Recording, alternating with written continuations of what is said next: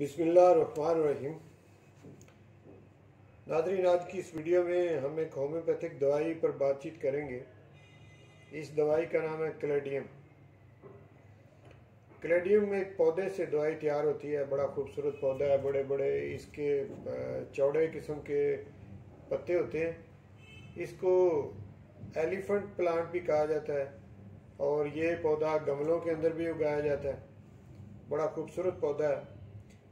पूरा पौधा जो है वो इस दवाई की तैयारी में इस्तेमाल होता है, जिसमें इसके पत्ते, इसके तने और इसकी जड़ें सभी इस्तेमाल होते हैं। फ्रेश प्लांट लेके उससे ये दवाई तैयार होती है।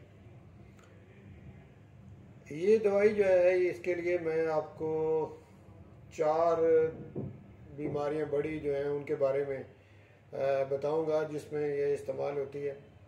यानी 4 इसकी बड़ी सिम्टम कह लें या 4 एरियाज़ कह लें जिसके अंदर इसका ज़्यादा इस्तेमाल है। तो पहले नंबर पे तो ज़हनी बीमारियों के लिए एक एरिया इसका ये है।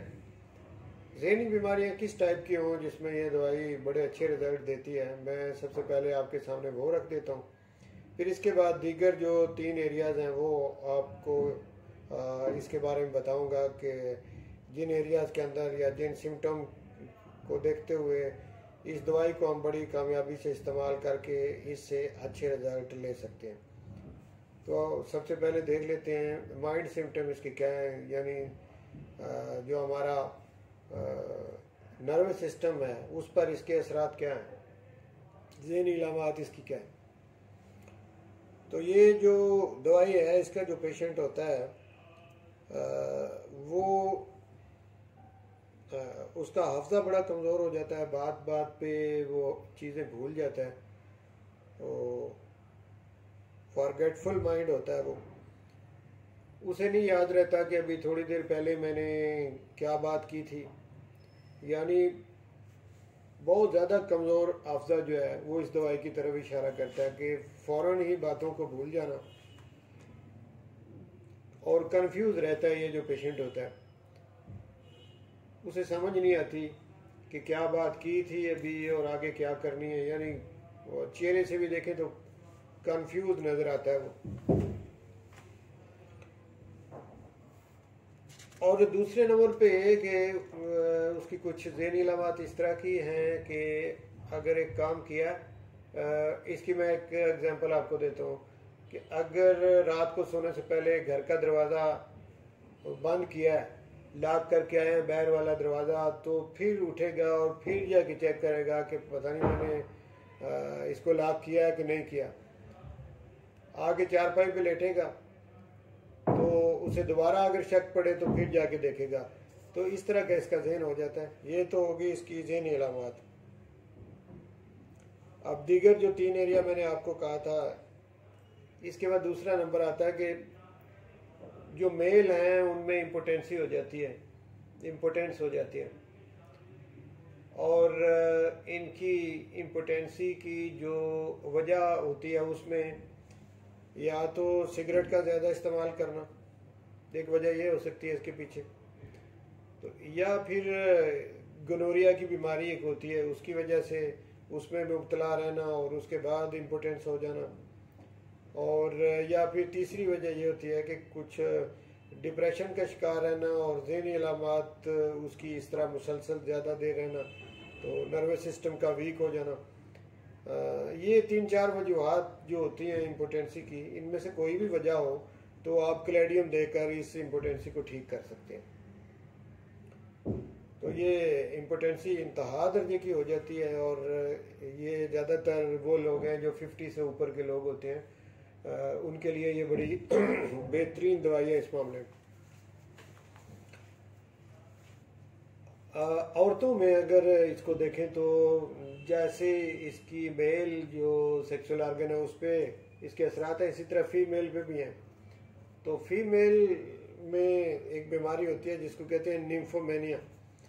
तो फीमेल निम्फोमेनिया का शिकार हो जाती हैं और जो उनके सेक्सुअल ऑर्गन हैं उनके आसपास या उनके करीब 3 एरिया जो है वहाँ पे इचिंग होती है जिसको कि प्लूराइटिस कहा जाता है।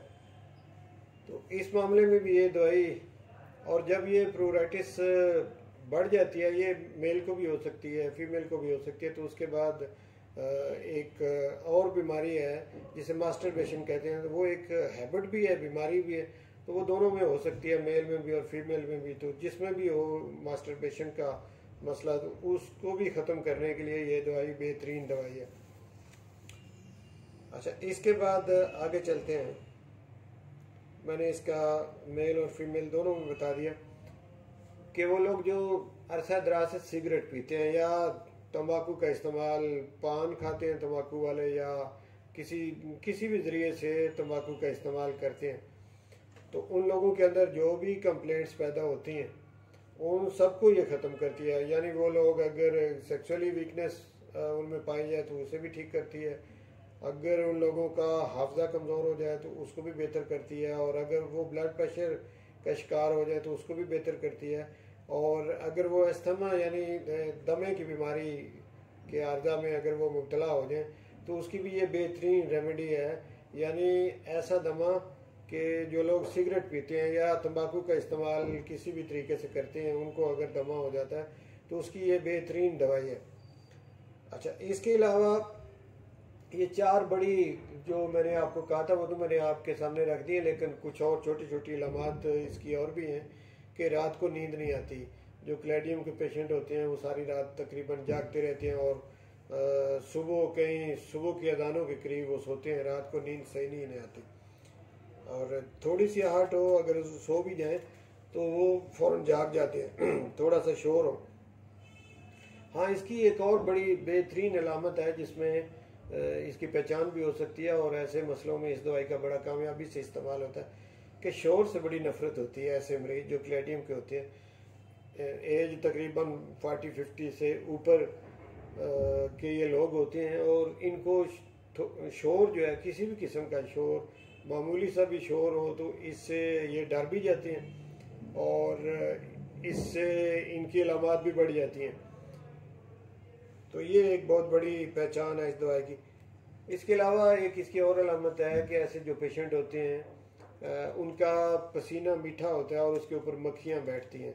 तो जिन लोगों के ऊपर मक्खियाँ ज़्यादा बैठती हैं तो उन लोगों को भी इस दवाई के इस्तेमाल से आराम आ जाता है, और उनके पसीने के अंदर जो कोई तब्दीली चाहिए होती है वो हो जाती है, और पसीना नॉर्मल हो जाता है, और फिर मक्खियाँ नहीं बैठती।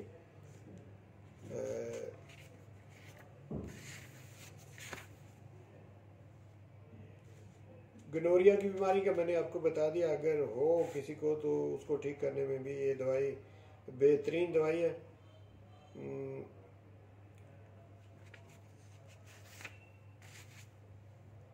अब तकरीबन मैंने इसकी जो इलामात हैं मोटी मोटी वो मैंने आपके सामने रख दी हैं।